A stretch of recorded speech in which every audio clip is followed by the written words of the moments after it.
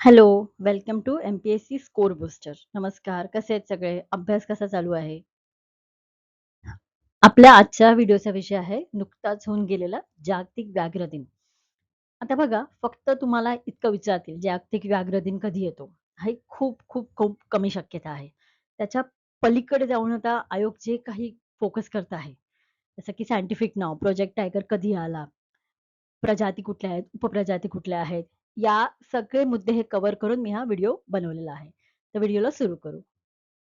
तर tiger day आणि त्याच्या रिलेटेड फॅक्ट्स आपण आज बघणार आहोत. ही एक सिंगल इमेज आहे जी तुम्हाला बेसिक माहिती देईल. म्हणजे ही अशी माहिती आहे ना, जी माहितीच पाहिजे. म्हणजे ह्याला काही ऑप्शन नाहीये. हं.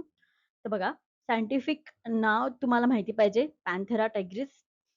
हे तुम्हाला ऑलरेडी एकदा सायंटिफिक नावावर विचारून झालं आहे. लायन एंड टायगर्स एकत्र विचारलेलं राज्यसेवेला. ओके. त्याच्यानंतर बघा आय-यू-सी-एन स्टेटस तुम्हाला माहिती पाहिजे एंडेंजर्ड. कुठे आढळतात वाघ? त्यातले तुम्हाला देश काही माहिती पाहिजे. India, Bangladesh, Nepal, Bhutan. Project tiger कधी सुरू झाला? हे माहिती पाहिजे आणि एन-टी-सी-ए. ठीक आहे. बरं ह्याची काही रोल्स पण वाचून घ्या राज्यसेवा पूर्व देत असाल तर. प्रोजेक्ट टायगरचा काय रोल आहे, काय करतोय आणि एन-टी-सी-ए काय करतं? त्याच्यानंतर इंडियामध्ये टायगर रिझर्व्हज किती आहेत आता? 58 आहेत त्यात आणि किती राज्यांमध्ये आहेत? 18 राज्यांमध्ये आहेत. ही अशी माहिती आहे जी स्किप नाही करू शकत आपण. प्रत्येक एम-पी-एस-सी देणाऱ्या विद्यार्थ्याला ही माहिती पाहिजे. ठीक आहे. त्याच्यानंतर बघा इथे मी एक थोडासा मेसेज ॲड केला आहे, की तुम्ही कुठल्याही पोस्टवर असाल, गव्हर्नमेंट, सेमी गव्हर्नमेंट, प्रायव्हेट, तरीही आपला जो राष्ट्रीय प्राणी आहे, त्याचं संवर्धन करण्याची जबाबदारी ही आपल्या साऱ्यांची आहे. फक्त फॉरेस्ट डिपार्टमेंटची नाही आहे. ठीक आहे. तर या माहितीसोबत ही तर बेसिक माहिती झाली. थोडी ॲडव्हान्स माहिती आपण आता घेऊया, कारण आयोग खूप पुढे जात आहे. त्यानंतर बघा आपल्याला काय बघायचंय? वर्ल्ड टायगर डे, त्यालाच बोलतात ग्लोबल टायगर डे. ओके. कधी असतो? 29 जुलै. आता बघा इथे 2 फॅक्ट्स आहेत. हा डिक्लेअर कधी केला असं तुम्हाला विचारलं तर 2010. कुठे? सेंट पीटर्सबर्ग टायगर समिट रशियामध्ये झालेली. आणि पहिला टायगर डे कधी साजरा केला तो 2011. या दोन्ही गोष्टी व्यवस्थित लक्षात ठेवा. आता एक जनरल का टायगर डे साजरा केला जातो? तर हे जनरल बघा, एक कशासाठी? संवर्धनासाठी, थोडी जागृती आणण्यासाठी. ठीक आहे. हे म्हणजे ओव्हरऑल जनरल फक्त लक्षात ठेवा. सायन्स पॉइंट ऑफ व्ह्यूनी बघा तुम्हाला हे लक्षात ठेवायचं आहे. टायगरचं क्लासिफिकेशन. ॲनिमलिया, ॲनिमलमध्ये येतो, कॉर्डेटमध्ये येतो, मॅमल आहे, सस्तन प्राणी आहे, कार्निवोरमध्ये येतो आणि हे लक्षात ठेवा फेलिडे. आता बघा एक ट्रिक सांगते, कारण आयोग खूप ॲडव्हान्स लेव्हलला प्रश्न विचारतो आहे. फेलिडेमध्ये सगळी मांजर प्राणी येतात. म्हणजे फेलिडेमध्ये अजून काय येणार बघा? सिंह येणार. जे काही मांजर रिलेटेड प्राणी आहेत ते सगळे फेलिडेमध्ये येतात. लक्षात ठेवा. Genus Panthera, species tigris. याचं सायंटिफिक नाव तुम्हाला मी आधी पण सांगितले, Panthera tigris. IUCN status endangered. आता हे लक्ष देऊन आहे का, राज्यसेवा करत असाल तर तुमचे इथे काही फॅक्ट्स आणि बेसिक्स क्लिअर होतील.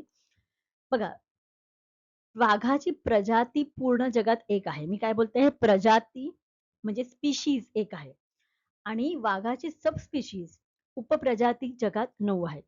तुम्हाला जर प्रश्न आला वाघाच्या किती प्रजाती आहेत, तर एकच असणार आणि उपप्रजाती किती आहेत? 9 आहेत. आता थोडं इथे बघा, या वर्षीपासून ना आयोग थोडा उत्क्रांतीवर गेलाय. इव्होल्यूशन या टॉपिकवर गेला आहे. म्हणून तुम्हाला मी हे सांगते आहे. ठीक आहे. स्पीशीज आणि सबस्पीशीज मधला फरक. ठीक आहे. आता बघा हे तुम्ही नंतर वाचून घ्या. मी तुम्हाला एक छोटं म्हणजे अगदी सिंपल भाषेत सांगते. प्रजाती 2 वेगवेगळ्या प्रजाती कशा डेव्हलप होतात बघा. आता 2 इथे प्राणी राहतात. यांच्यामध्ये एखादी दरी आली. एक प्राणी इकडे गेला, एक प्राण्याचा ग्रुप इकडे गेला. आता ना हे त्यांचे असे इव्हॉल्व होतात, की हे वेगळे स्पीशीजच तयार होतात. आता हे एकदा स्पीशीज वेगळे झाले, की हे एकमेकांची ब्रीडिंग नाही करू शकत. ठीक आहे. जिओग्राफिकल बॅरियरमुळे जे तयार होतात ते. ठीक आहे. आणि सबस्पीशीज म्हणजे उपप्रजाती. ठीक आहे. ह्या सेम स्पीशीज मधल्या म्हणजे स्पीशीज मधून म्हणजे ह्यांचे पुढे भाग होऊन हे होतात उपप्रजाती. आता हे सबस्पीशीज जे असतात हे एकमेकांमध्ये ब्रीड करू शकतात. हां, हा फरक तुम्ही लक्षात ठेवा.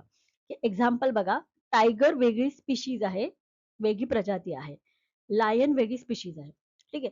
सब स्पेशीज म्हणजे उपप्रजाती टायगरचीच वेगळी उपप्रजाती कुठली आहे? Bengal tiger, Amur tiger, Sumatran tiger. हे तुम्हाला मी थोडं उत्क्रांती इव्होल्यूशन वाईज सांगितलं. आता बघा इथे मी तुम्हाला सांगितलं 9 आहेत उपप्रजाती. ह्याच्यात फक्त तुम्हाला ना आता राज्यसेवा करत असाल तर बघा, एक्स्टिंक्ट वाले बघा कॅस्पियन टायगर, जवान टायगर आणि बाली टायगर हे एक्स्टिंक्ट झालेले आहेत. साऊथ चायना टायगर वाईल्डमध्ये नाही हा फक्त केजमध्ये आहे. बाकी सगळे जे आहे बेंगॉल टायगर हा तर आपला इंडियाचा आहे. Amur, Siberian tiger, Indo Chinese tiger, Malayan tiger, Sumatran tiger. आता ह्याच्यात तुम्हाला एक्सटिंक्ट कुठले आहेत आणि जे आता आहेत ह्याच्यावरती थोडं एक लक्ष ठेवावं लागेल.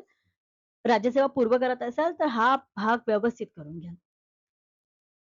आता बघा क्विक फॅक्ट्स हे असे प्रश्न जे तुम्हाला मॅच द फॉलोइंग मध्ये येतात, वल्नरल क्वेश्चन मध्ये येतात, ग्रुप बी, ग्रुप सी मध्ये.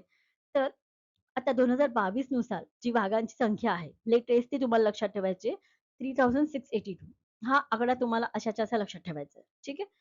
यानंतर बघा आता एक मला सांगा कमेंटमध्ये टायगर सेन्सस किती वर्षांनी होते? आणि दुसरं एलिफंट सेन्सस किती वर्षांनी होते? व्याघ्र गणना किती वर्षांनी होते? आणि हत्तींची गणना किती वर्षांनी होते? ठीक आहे. यानंतर बघा फर्स्ट टायगर रिझर्व जे इंडियामधलं आहे, हे आहे जिम कॉर्बेट. कधी आलं? 1973. लार्जेस्ट सर्वात मोठं आहे नागार्जुन श्रीसेलम आंध्र प्रदेशमधलं. सर्वात छोटंसं आहे स्मॉल बोर महाराष्ट्रामधलं. मला इथला जिल्हा सांगा. आपल्या महाराष्ट्रामध्ये कुठल्या जिल्ह्यात बोर टायगर रिझर्व आहे? सर्वात जास्त वाघ कुठे आढळतात? एमपी मध्ये.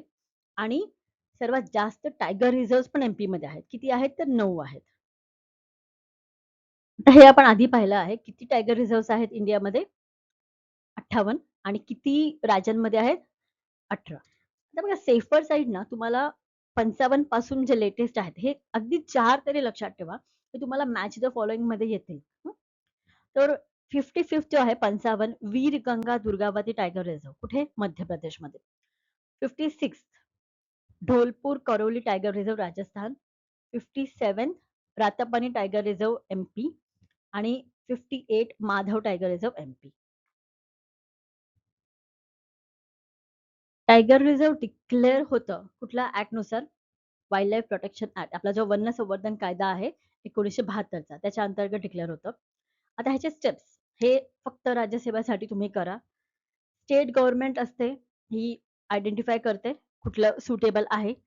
सायंटिफिक असेसमेंट होते त्याची म्हणजे सायंटिफिक लेवलला इथे काय आहे, काय असलं पाहिजे. प्रपोजल जातं एनटीसीएला. एनटीसीए ह्याचं थोडं इव्हॅल्युएशन करतं.